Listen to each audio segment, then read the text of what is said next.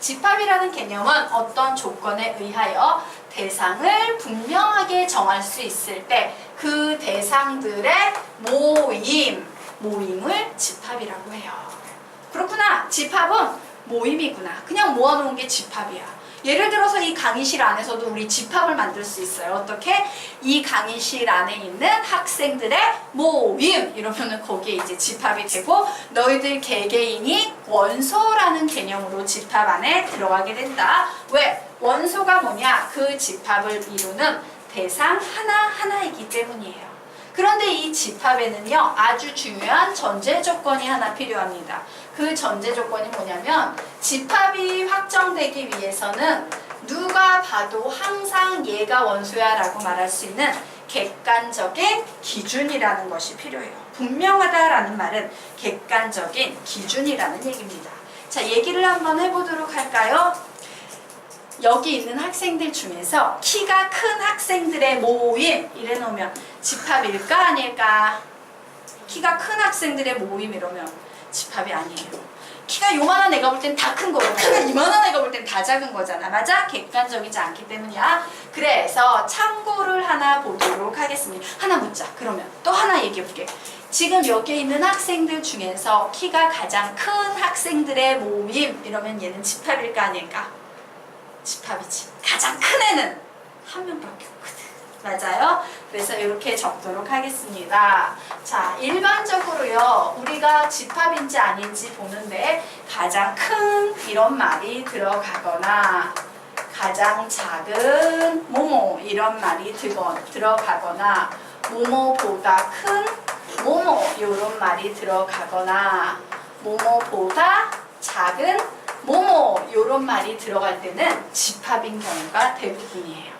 집합인 경우가 대부분이지만 그냥 이런 말, 큰 사람들의 모임, 작은 사람들의 모임, 자, 키가 내 키에 가까운 사람들의 모임, 아름다운 사람들의 모임 이런 표현들이 나오면요, 얘네들은 집합이 아니에요. 주관적인 기준도 집합이 아니고요. 애매한 기준도 집합이 아니다라는 걸 좀 알아두시기 바랍니다. 자, 그러면 우리요 밑에 한번 보도록 할게요. 그러면 집합은 수학에서 주로 어떻게 나타내냐면요. 알파벳 대문자로 나타냅니다. 집합은 알파벳 대문자. 예를 들면 집합 A, 집합 B, 집합 C 이런 식으로 주로 나타내요. 그러면 원소는 주로 어떻게 나타내냐? 임의의 원소를 말할 때는요. 알파벳 소문자를 이용해서 주로 나타냅니다. 스몰 a, 스몰 b, 스몰 c 뭐 이런 녀석들로 원소라는 것을 나타낸다. 되겠습니까? 자, 그래서 집합 기호는 어떤 기호냐? 집합은요. 요런 기호를 이용해서 쓴다. 이게 집합 기호예요. 자, 그러면 어떤 식으로 표현이 되겠어? 어떤 집합 A가 있는데 와, 이 집합 안에는 원소로 스몰 a, 스몰 b, 스몰 c 요런 애들이 들어가 있어 라고 표현하면 이게 집합 A와 집합 A의 원소에 대한 표현이에요. 되겠습니까? 자, 그러면 우리요 이제 그 밑에 문제가 하나 있죠? 자, 지금부터 거기에서 똑같은 게 있어. 1번과 3번이 똑같으니까 3번은 지워버리시기 바랍니다. 자, 너희들이 그 문장을 읽고 집합인 것에 O, 집합이 아닌 것에 X를 쳐보기 바란다.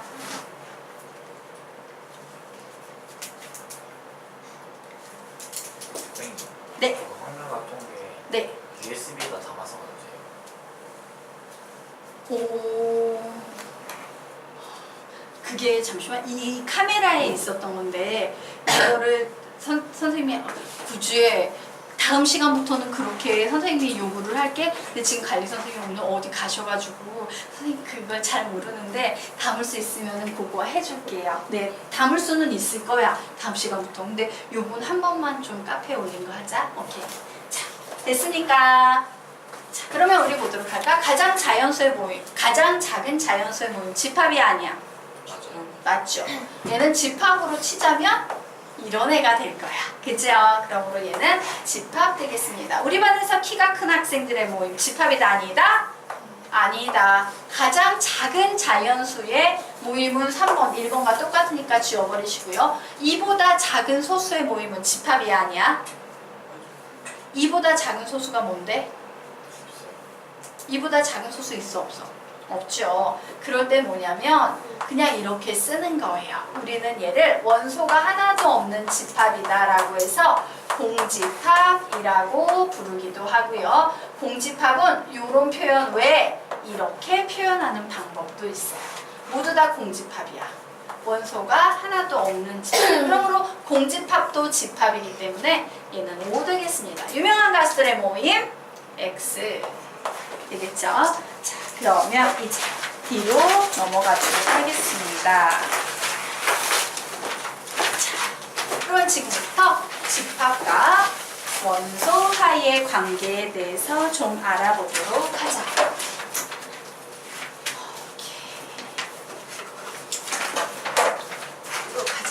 자, 집합 A 안에는요, A라는 원소가 있어요. B라는 원소는 집합 A 바깥에 있으니까 A의 원소가 아니지? 자, 우리는 이때 집합 A의, 요 스몰 a가 집합 A의 원소이다. B는 집합 A의 원소가 아니다 라고 얘기할 수 있어 없어? 있지. 그런데 이렇게 쓰려니까 너무 말이 긴 거야. 그래서 기호화시켜서 짧게 표현하기 시작합니다. 어떻게 하냐? A는 집합 A의 원소이다. 이렇게 표현해요. 그리고 B는 집합 A의 원소가 아니다. 이렇게 표현하는 겁니다.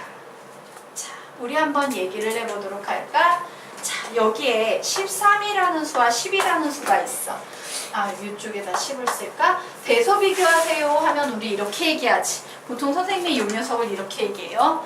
작은 10이 13을 보면서 입을 우와! 크다 이렇게 벌리고 있는 거야. 입을 와 크다라고 이제 감탄을 하고 있는 거야. 이것도 마찬가지야. 원소와 집합은 보통 누가 큰 녀석이야? 집합이 큰 거지. 그래서 A가 B를 보고 입 벌리고 있는데 거기 혓바닥도 있네? 뭐 그냥 이렇게 생각해 버리세요. 요거 처음 배우기 때문에 보통 실수 안 하는데 이렇게 할까봐 선생님이 혹시나 싶어가지고 하는 얘기야. 알겠지? 네. 자, 그러면 우리요 이제 요 밑에 보도록 하겠습니다. 실수 전체의 집합을 대문자 R, 유리수 전체의 집합을 대문자 Q라고 할 때요. 여기에 원소이냐, 원소가 아니냐를 써서 나타내보래요. 풀어보시기 바랍니다.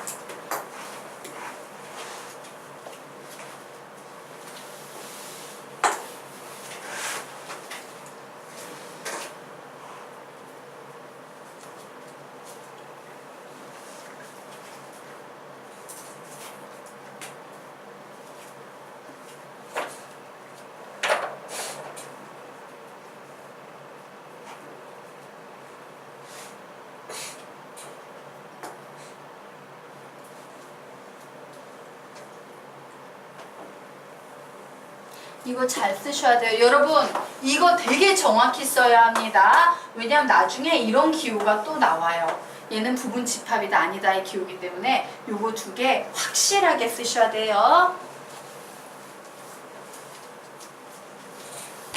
자, 다 푸셨으니까 우리 같이 한번 풀어보도록 할까요? 루트 2는 무리수지. 무리수는 실수의 원소가 됩니까? 안 됩니까? 되지요. 원소이다. 왜? 혹시 잘 모르는 학생들을 위해서 한마디 더 하자면 실수 안에는 뭐하고 뭐가 있다? 유리수와 무리수가 있다예요. 자, 여기 딱 봤더니 얘는 허수지. 허수는 실수에 포함이 돼요? 안 돼요? 안 되지요. 예. 자, 그리고 여기 i의 4제곱은 몇이야? 계산하면 1이지. 1은 실수에 포함이 돼요? 안 돼요? 되지요. 자, 요 녀석은 계산하면 무슨 수야? 유리수야? 무리수야? 무리수예요. 무리수는 유리수에 포함이 됩니까? 안 됩니까? 안 됩니다. 자, 요 녀석 계산하면 몇 나와요? 3 나오죠? 3은 유리수다 라고 정리하시면 되겠습니다. 쉽죠? 자, 그러면 이제 집합을 표현하는 방법에 대해서 정리를 좀 하고 가도록 하겠습니다. 자, 집합을 표현하는 방법에는 3가지 방법이 있어요. 원소 나열법, 원소 나열법이라는 방법이 있고요. 조건 제시법, 조건 제시법이라는 방법이 있고요. 그림으로 그려서 나타내는 벤 다이어그램이라는 방법이 있어요. 벤 다이어그램이라는 세 가지 방법이 있습니다. 자, 원소 나열법은요, 이 집합 기호 안에 모든 원소를 일일이 그냥 나열해서 쓰는 방법이에요.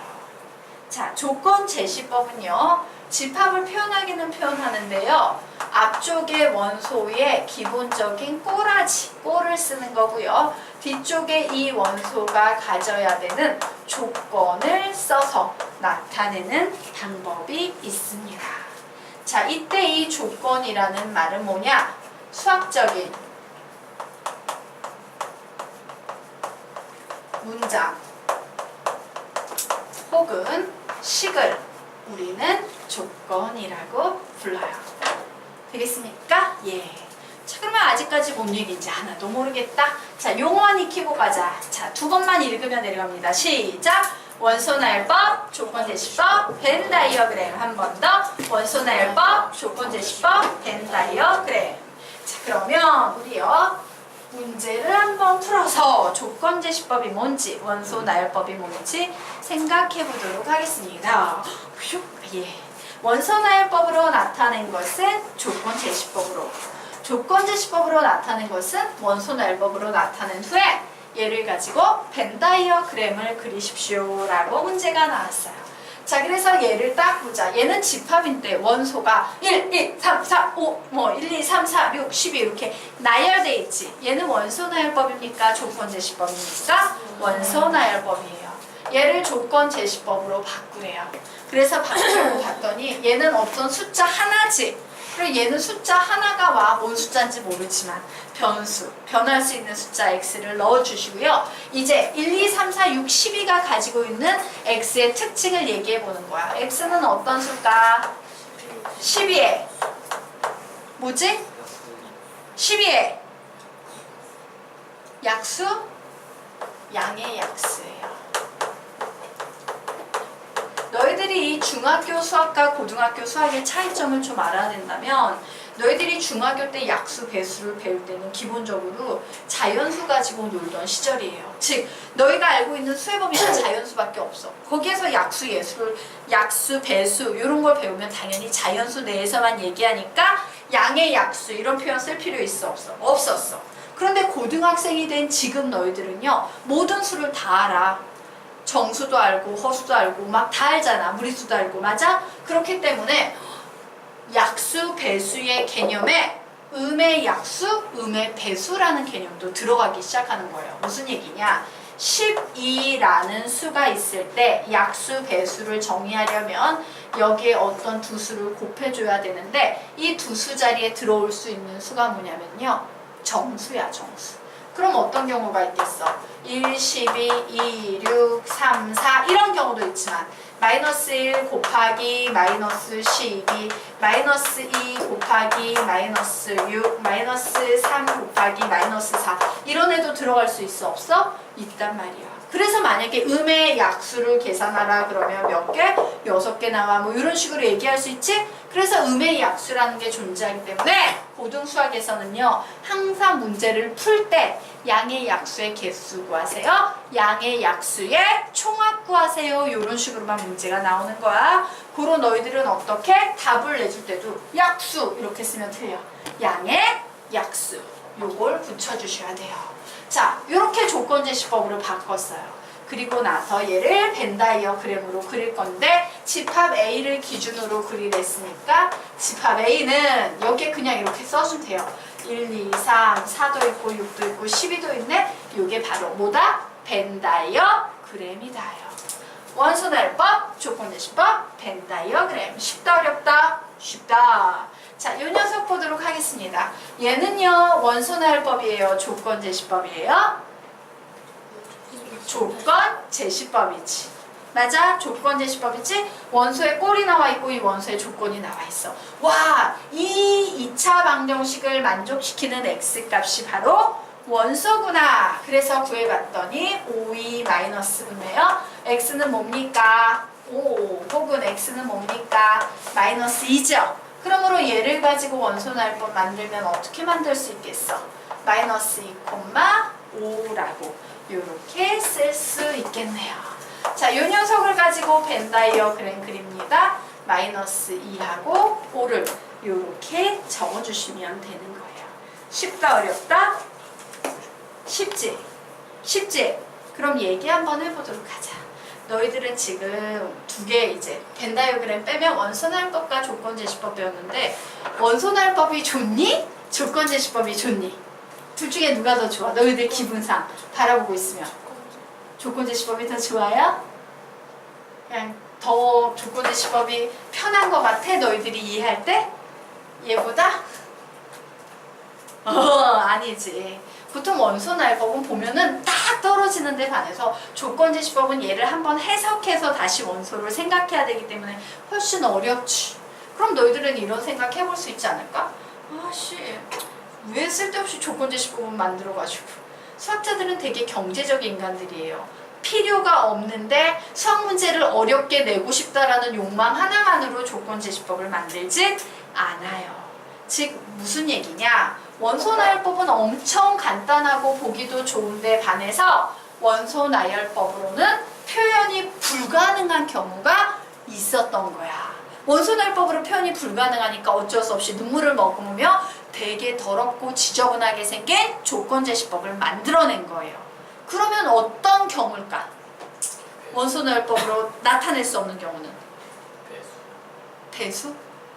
무슨 배수? 좀 더 길게 문장을. 392 원소의 개수가 무수히 많은 경우? 예. 자, 한번 예를 한번 들어볼게요. 선생님이요. 자연수 전체의 집합을 원소나열법을 한번 써볼 거야. 가능한가 불가능한가 한번 보도록 할게요. 자, 써보겠습니다. 1, 2, 3, 끝. 무수히 많은 경우는 땡땡땡으로 해결할 수 있어. 일정한 규칙성을 가지고 있는데 무수히 많은 경우에는 되겠습니까? 즉 무수히 많은 경우는 아닌 거야. 무수히 많은 경우는 이렇게 원소나열법으로 쓸 수 있다 해요. 그럼 어떤 경우일까? 뭘까? 왜 원소나열법 말고 조건제시법이라는 더럽게 생긴 애를 만들어야만 했을까? 모르겠지. 자, 설명드리도록 하겠습니다. 자, 밑에 여백이 좀 있죠? 맞아? 그 여백에 지금부터 필기를 할 겁니다. 자, A라는 집합이 있어요. 이 집합은요 2, 4, 5, 7이라는 4개의 원소를 가지고 있어요. 원소나열법이네요. 자, 얘를 지그시 바라보고 있는 우리 마음의 상태는 어떠냐면 깔끔하다, 상쾌하다 이런 느낌이 있어요. 왜? 딱 떨어지니까 어려운 게 하나도 없잖아. 원소로 2, 3, 5, 7 가지고 있네. 끝! 더 이상 생각할 거리가 없어요. 자, 반면에 선생님이요 B라는 집합을 하나 만들어 보겠습니다. B라는 집합은 X가 X는 0 이상 1 미만, X는 실수다라는 이런 조건을 가진 집합이에요. 자, 이 조건을 바라보는 우리의 기분은 어때? 왠지 찝찝하지? 맞지? 위에 있는 원소나열법에 비하면 찝찝하고 답답한 마음을 금할 길이 없어요. 자, 그래서 우리는 여기에서 생각해보는 거죠. 도대체 수학자들은 왜 찝찝하고 답답한 조건 제시법을 만들었을까? 이런 질문을 해볼 수 있을 거예요. 자, 그 질문에 대한 답을 말씀드리겠습니다. 뭐냐면요, 실수의 연속성 때문이에요. 무수히 많은 건 표현할 수 있지만 연속이 되어 있는 수는 표현할 수 없기 때문이에요. 자, 혹시 선생님한테 이산, 연속 이런 얘기를 들어본 적 있습니까? 없어요. 그 중요한 얘기를 들어본 적이 없구나. 자, 그럼 선생님이요 지금부터 이상과 연속이라는 수학의 거대한 양대 산맥에 해당되는 개념을 좀 설명드리도록 하겠습니다. 별도의 필기하셔야 돼요. 요 밑에 필기가 한 줄 더 들어갈 거야. 여백 남기시고 별도로 필기하세요. 자, 수학에는요, 이산이라는 개념이 있고요, 연속이라는 개념이 있어요. 엄청 중요한 개념이에요. 자, 이산 무슨 뜻 같아? 네? 산수가 가능하다 같아요. 자, 이렇게 인식하도록 합시다. 얘는요, 따로 떨어져 있는, 자, 이 문장이 이산을 나타내는 가장 적합한 표현일 거예요. 연속이라는 표현은요, 붙어 있는 이에요. 자지 말자. 자, 얘는 되게 중요하다. 수로 따지면 이산은 어떤 수들을 얘기하냐면요, 자연수나 정수 같은 수를 얘기해요. 무슨 얘기냐? 자연수 정수는 어떤 상태냐면요, 1, 2, 3, 4 이렇게 따로따로 떨어져 있어서 우리가 읽을 수 있다 없다? 있는 수야. 따로따로 떨어져 있으니까. 반면에 붙어있는 수, 연속성을 가진 수의 가장 대표적인 케이스가 실수예요. 자, 실수는 어떤 특징이 있나 볼게요. 자, 이 집합 중에서 선생님이 뭔 집합을 가지고 작업을 할 거냐면, 이 B라는 집합 있지? 얘를 가지고 한번 원소나열법으로 표현을 해보려고 한 거야. 그래, 제일 작은 실수부터 쓰면 0이 제일 작네. 아, 그래, 이제 0 옆에 있는 실수를 써주면 되겠다. 0 옆에 있는 실수는 뭐야? 0.00000. 1 쓸까? 아니야, 더 작은 수가 있어. 0 옆에 붙어있는 바로 그 실수. 0.000000000000000 죽는 날까지 해봐라. 1 옆에 있는 그 실수 우리가 읽어낼 수 있다 없다? 없어요. 맞지? 맞아? 항상 1 옆에. 그게 바로 붙어있다라는 개념이에요. 그래서 우리는 얘를 쓸 수 있어 없어? 0 옆에 있는 실수를 지금 쓸 수 있다 없다? 없다야. 즉 얘는요, 원서 나열법으로는 표현 불가능해요.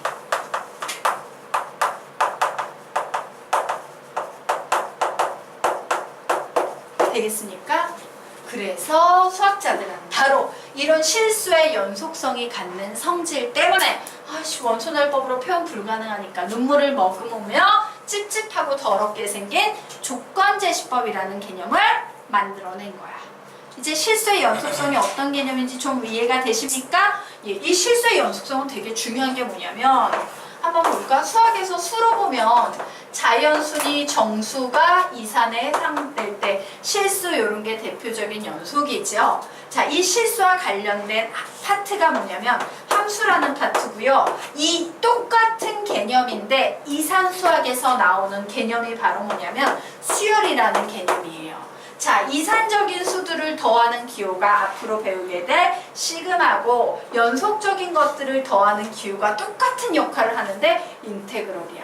이처럼 수학은요, 크게 양대 산맥으로 움직이는 거야. 이산이라는 개념과 연속이라는 개념, 이산 연속을 좀 대략 알아두시기 바랍니다. 되겠습니까? 네. 자, 이제 이 실수의 연속성이 어떤 어휘인지 알겠지? 됐죠? 자, 그러면 우리 이제 다음 페이지로 넘어가도록 하겠습니다. 자, 다음 페이지로 넘어가서, 자, 원소의 개수에 따른 집합의 분류 보도록 하겠다. 자, 원소의 개수에 따른 집합의 분류는 세 가지가 있어요. 유한 집합, 무한 집합, 공집합.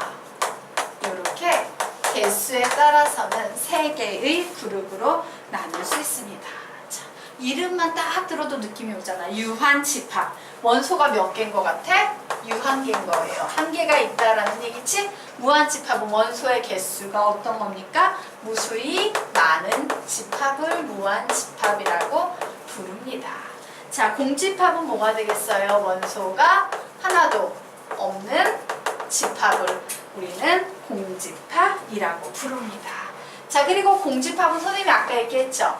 그냥 집합기호를 쓰는데 중간에 이렇게 텅 비어 있어도 되고요. 영자에다가 이렇게 짝대기를 그으면 둘 다 똑같은 공집합을 나타내는 표현입니다. 그리고 공집합은 분류상 둘 중에 하나에 속해야 된다면 공집합은 어디에 속하겠어? 유한집합에 속하겠죠. 자, 얘는 분류상 유한 집합이다 라는 것까지 좀 정리를 해놓고 지금부터 아래에 있는 문제 한번 풀어보시기 바랍니다. 선생님 아까 설명 하나 안 한 거 있어. 미안해. 다시 앞 페이지로 들어가도록 하자. 거기에 보면 선생님이 맨 아래쪽에 찝찝 답답 이렇게 적어놨었지. 맞아? 요게 짝대기 하나만 더 이렇게 펴낼게요. 이렇게 찝찝 답답. 그 실수의 연속성 설명할 때 찝찝 답답 있죠? 자, 뭔 얘기냐? 수학자들은 되게 머리가 좋은 애들이거든. 자기네가 만들긴 했어. 눈물을 머금으면 어쩔 수 없지 하고 만들었는데 너무 드럽게 생긴 거야. 그 더러운 걸 수학자들이 그냥 내버려 뒀을까? 아니에요. 수학자들은 이거 너무 지저분해. 좀 깔끔하고 상쾌하게 만들 수 없을까? 고민했어요. 그러다가 고민하다가 만들어낸 개념이 바로 뭐냐면 수직성 개념이에요. 0, 1 이런 그림을 만들어냈어. 어때? 앞에 조건제시법과 똑같은 얘긴데 이 그림을 봤을 때 너희들은 굉장히 기분이 상큼하고 깔끔하지? 요렇게요. 승화시킨 거야. 개념의 승화가 일어난 거야. 승화가 무슨 말인지 알죠? 한 차원 높은 단계로 훨씬 업그레이드된 좋은 단계로 발전시켰다라는 얘기예요. 되겠습니까? 그래서 여기에서 우리는 어떤 사실을 알 수 있냐면요. 실수 조건을 베이스로 한 부등식 문제 같은 것들이 나올 때는요. 종종 그림을 이용하면 무지 편리하다라는 개념이야. 실수 조건을 베이스로 한 부등식 문제는 그림을 이용했을 때 잘 풀리는 경우가 무지 많더라라는 것까지 좀 정리하고 가도록 하겠습니다. 그럼 밑에 있는 문제 풀어보세요. 풀어.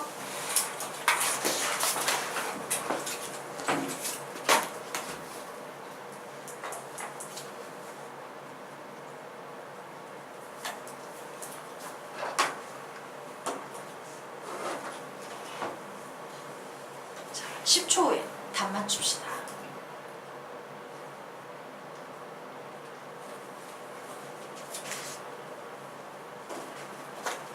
예, 맞춰보겠습니다. 1번. 여기 땡땡땡 있는 건 무수히 많다는 얘기죠? 무한 집합 되겠습니다. 자, n은 자연수래요. n자리에 자연수 1 대입하면 몇 나와? 1, 2 대입하면 3, 3 대입하면 5 이래서 자연수 쭉 대입하면 계속 1, 3, 5, 7 이렇게 홀수가 나오지요? 얘는 무슨 집합이다? 무한 집합이다요. 자, x는 가장 작은 자연수래요. 얘는 어떤 원소를 가지고 있습니까? 1. 이렇게 끝났네. 얘 무슨 집합이다? 유한 집합이다. 되겠죠.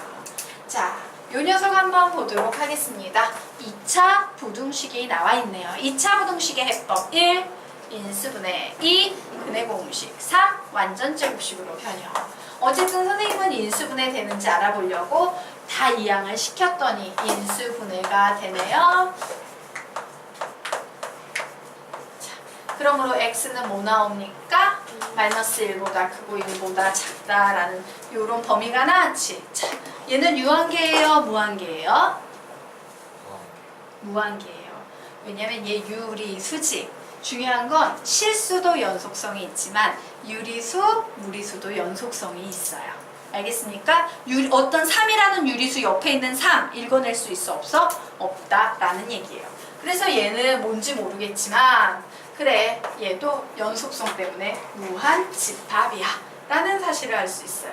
자, 요거 어떻게 구하는지 선생님 가르쳤죠? 자, 결론 그냥 알 테니까 a 플러스 b는 뭐보단 크고 0보단 크고 뭐보단 작다 2보단 작다라고 나왔어. 아무 말이 없으면 무슨 수일까? 베이스가 실수예요.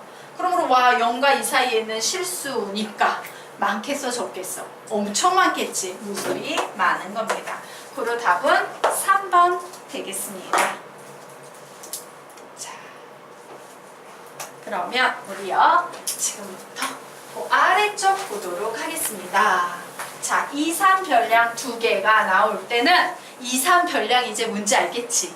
2, 3 별량 뚝뚝뚝 이런 수를 2, 3 별량이라고 얘기하는 건데 2, 3 별량 두 개와 관련된 문제가 나오면 확률이건 집합이건 모두 다 항상 표로 푸는 겁니다. 이게 제일 빨라요. 자, 2, 3 별량 두 개가 나올 때는 뭐로 풀면 편리하다? 표로 풀면 편리하대요. 선생님, 그럼 2, 3 별량 세 개도 표로 풀면 돼요? 절대 안 돼요. 자, 자, 이산별량 두 개가 표로 풀 수 있다라는 얘기는 가로 라인과 세로 라인을 표로 만들어서 평면 내에 작업을 할 수 있다는 얘기지만 이산별량 3개짜리 문제는 가로 있고 세로 있고 앞에서 뒤로 나오는 거 나오면 뭐야? 입체도형 큐브가 나와요. 그건 우리 머리로 좀 감당하기 힘들어. 그래서 항상 이산별량 2개까지만 표로 풉니다. 자, 물론 이거 너무 쉬워가지고 선생님 암산할 수 있는데요. 나는 표 안 그려도 돼요. 그래, 지금은 안 그려도 돼. 그런데 이건